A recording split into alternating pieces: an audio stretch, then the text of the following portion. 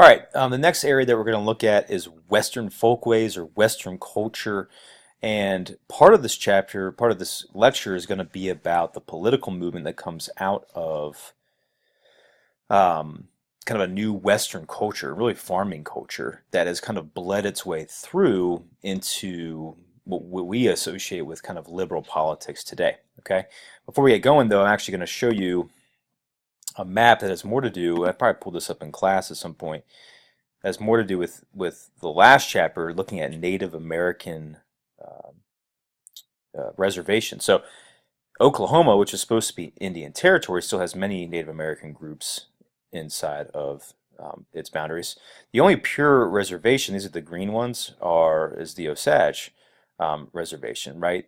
Other areas are kind of like statistical areas, which are not pure reservations, all right? The biggest reservation, this is going to be my third quiz question for this video series, the biggest reservation inside of the United States is going to be here, the Navajo Nation. And it's actually pretty amazing. I've driven through this several times from Denver. Beautiful drive. This is where you see kind of the cathedral spires rising out of the desert floor, but just incredibly destitute and nothing present. It's just crazy. Other areas, the Hopi Reservation, Havasupai. This is where the Supai Canyon is, which is an offshoot of the Grand Canyon, and the Hualapai will also be kind of the southern boundary of the lower side of the Grand Canyon as well. So anyway, there's reservations almost in every single state, still to this day, or maybe statistical areas might be the better term, but still majority concentrated out west, the biggest of which is the Navajo Nation. Now, let's get into Western folkways. Remember, the three dominant professions of the West is mining, ranching, and farming, all occupations that are isolationist. Precious metals will lead to a series of gold and silver rushes, including Pikes Peak in Colorado in 1859. We'll also get another rush in Leadville in 1874, and then the Comstock Lode in Nevada, the largest silver strike in American history, is discovered in 1859. All these, you should read about these and kind of how these towns just blow up from nothing. The way that these towns are formed is through the action of prospecting, which is finding a mine and selling it to a mining company. Okay, and these companies are located in the east. They are what's driving the demand. All right. New inventions like the telephone and dynamo need copper wiring, different alloys and steel, need other metals from out west, and of course gold and silver, precious metals will be heavily in demand, especially as money will go in that currency. Beef demand is going to soar during the Civil War. This is where we get cowboys who are moving cattle to market from rural areas down to towns that have railroad stations or railroad hubs like Abilene, right, or Wichita, other areas like that. But these cowboys it's not an American creation. They're actually from Mexican cowboys, and there's vaqueros, right, who teach Americans how to drive cattle. So the American cowboy is not even an American concept. It's actually a Spanish-American one, okay? Still, we kind of associate them with kind of this American lone wolf Western status. They live on the open prairie. They're self-made. They don't need anybody. They work alone. Some of this is just simply not true. Okay. Also, mining boom towns and the miners and mining culture will also be entrenched in what we consider folklore of American life and myth of American life. Okay. But most people out west are farmers. Okay, dealing with all sorts of natural disasters, isolation, political problems, economic problems. Life out west during the last part of the 19th century is very, very hard. Not quite as hard as maybe the initial settlement of America, but very, very difficult. Okay. Over decades, however, they are able to organize their own political groups and try to push the balance of power back to America's agricultural side. We really see this come to a head in the 1896 election when William Jennings Bryan runs on what is known as a populist platform, which we'll get to in a minute. It's in vain. The industrial East will back a candidate, William McKinley, who ends up dominating the political scene and winning the 1896 and 1900 elections. Okay. Now, let's take a look at what's going on in mining towns and with cattle driving. Mining towns, we've already mentioned those before. They're much more ethnically diverse than we would think. Mexicans are common, mestizos, who are you those who have Native American and Spanish or Mexican descent. Chinese laborers were present, African Americans, they're all there. Mostly men, 9-to-1 male to female ratio. Okay, so it's not just white single men that are hanging out in mining towns. Okay, now most of these people are very poor. They produce gold and silver. The mines produce gold and silver, also metals like zinc, lead, and copper. But these are being produced for Eastern industrialists to make into products. Okay, and most of the prospectors who come in don't make any money whatsoever. All right, so keep that in mind. Mining is not this incredibly successful economic venture for kind of like this lone wolf American miner. Okay, those who make the most money are Eastern investors. They are the ones that have the ability to bring in hydraulic mining equipment, which is actually able to separate ore that's integrated inside of rock. Right, you need heavy blasting, water blasting apparatus and chemicals to make this happen. The only people that have money for that are Eastern investors. Okay, mining is very destructive on local environments. Rock dust goes into local water systems, leading to silt floods. Poison gases like sulfur are released, mercury is dumped into water, and of course erosion and desertification are very common. So mining is very harsh on the environment and leads to environmental devastation for many places in the West. And since the West doesn't have this rich soil that can kind of recreate itself quickly, you can actually still see the scars of mining quite easily in the West. The Western miner, there's some myths about this person, that they go into town and spend all their money at a bar and that sort of thing. And that could happen. There are saloons, but they're not spending their money like every night. If anything, they'll go in on a weekend every once in a while and maybe get a prostitute, to drink. But most of these farmers live way out on a mine that's not necessarily even close to a town. So look at these guys with their pack mules, right? The mining is done in the mountains, away from major towns. You can't build a town up here in this high mountain. So that's kind of a myth to expect all these miners to be just hanging out in town drinking. Okay, that's not the way things happened. All right. Now there are also myths too about cowboys. All right. Cowboys are generated, the occupation of a cowboy is generated from having to drive cattle to market. One of the first trails, there we go, Chisholm Trail, right? I shared the name with the major cattle trail.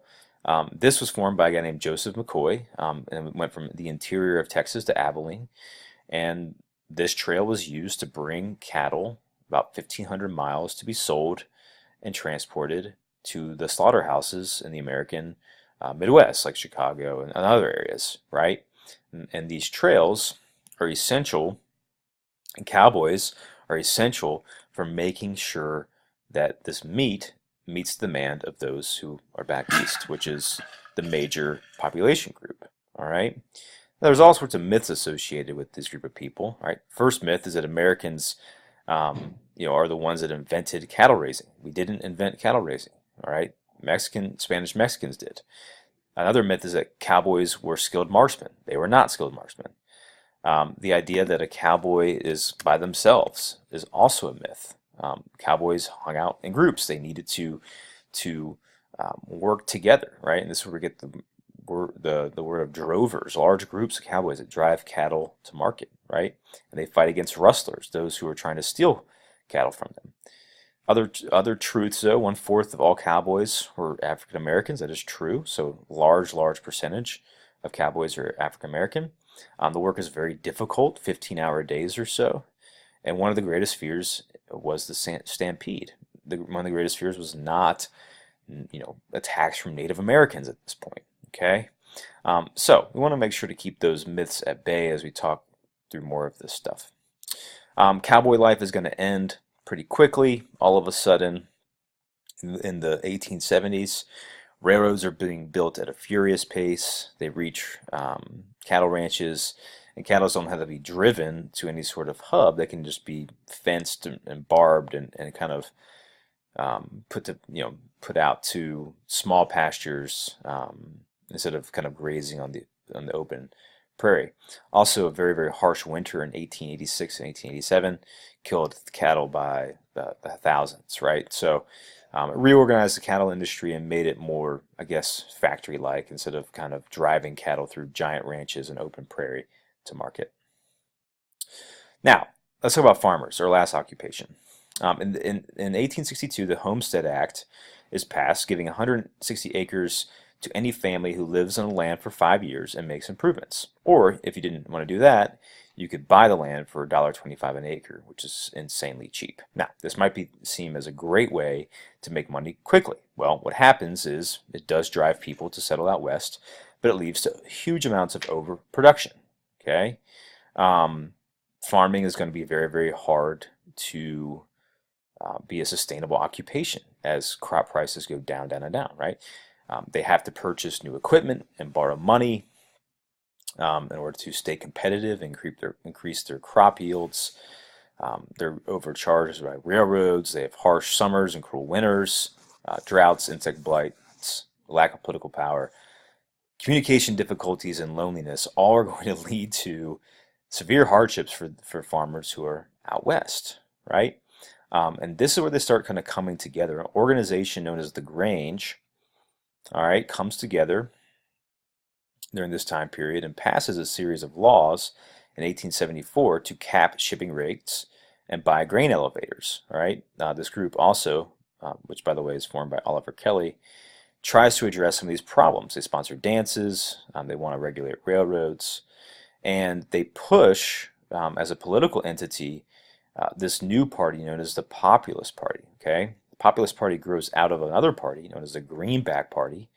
Greenbacks, okay, is just another word for printed money, not backed by the gold standard. All right, and farmers support the printing of paper money because they are hoping that it loses value very, very quickly. Remember, if you're in debt, you want inflation because the money that you owe, all right, is therefore smaller to its current value. So say I borrow $1,000, right now. Well, let's say that the inflation rate goes up to, there's a 20% inflation in a year. Well, that means $1,200 could buy you what was $1,000. So, which is going to drive crop prices up and so on and so forth. So if you have inflation, all of a sudden debt seems relatively smaller. So these are the things that farmers were pushing towards to get out of debt and create a sustainable living.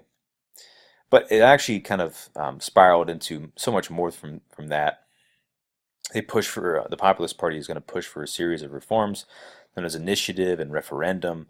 There's also direct election of senators, and income tax, recall, which is where you pull elected officials out of office early. Okay, they also wanted secret ballot and a one-term limit for the president. So a lot of reforms are coming out of this populist group. Well, how did they do? Okay, well, there's a financial panic in 1893, the worst financial crisis in U.S. history, and it brings to light kind of some of these economic issues that farmers are facing. Okay, and we're set up in 1896 for a showdown between these two candidates, William Jennings Bryan and William McKinley. William, show you some of these guys right here, and actually Jennings Bryan is actually going to be the head of our areas right there. Right, you will not crucify me on a cross of gold. Do not crucify me on a cross of gold. That was one of his big sayings, right? Saying, hey, your economic policies, you greedy Easterners, backing your money on the gold standards is killing us. So that'll be the fourth quiz question that I'll give for this video lecture. What material was William Jennings Bryan's cross made out of? And you'll say gold, and that way you'll get that question right. Anyway, he is going to end up facing William McKinley in the 1896 election. Jennings Bryan is incredibly popular. He's an unbelievably good orator. He campaigns making 20 to 30 speeches a day by train. So he gets out and around, and he's part of the Democratic Party. He adopts this populist party's platform, okay, but he ends up losing. He ends up losing to this kind of dull, drab character in William McKinley, who actually doesn't do any campaigning whatsoever. He kind of just sits and hangs out, and he ends up winning. He ends up winning very, very handily in 1896. The reason why, I'll pull up the map here, is because all of the major population centers in the Northeast end up voting for McKinley, right? So the West, the South and West is won by Jennings Bryan. He is certainly getting the vote of this rural, more agrarian side, but any industrialized center is going to be voting for McKinley. Why? Well, they're kind of terrified of what this new economic policy means, okay? Laborers are afraid of a free silver idea. Silver was another commodity that the greenbacks were okay with backing currency, okay, because it was seen as inflationary. It was actually seen as kind of a compromise. Gold, of course, is kind of the perfect standard to back your currency on because it's much rarer than silver, but silver is still a precious metal. Anyway, the hope was still by coining silver money that inflation would continue. But anyway, laborers are upset with that and do not trust this economic system, which increases inflation, because if it increases inflation and wages don't go up, then all of a sudden your urban workers have less money relative. There's also the city versus country mentality. It shows you can't win the White House anymore by seeking the rural vote. So even though this election dynamic actually reminds us a little bit of the elections between Federalists and Democratic Republicans, right, where they get the frontier almost. The writings on the wall here. No longer can you win an election by just catering to the rural vote. By the time we get to the 1900 election, all right, even more states will end up voting for McKinley.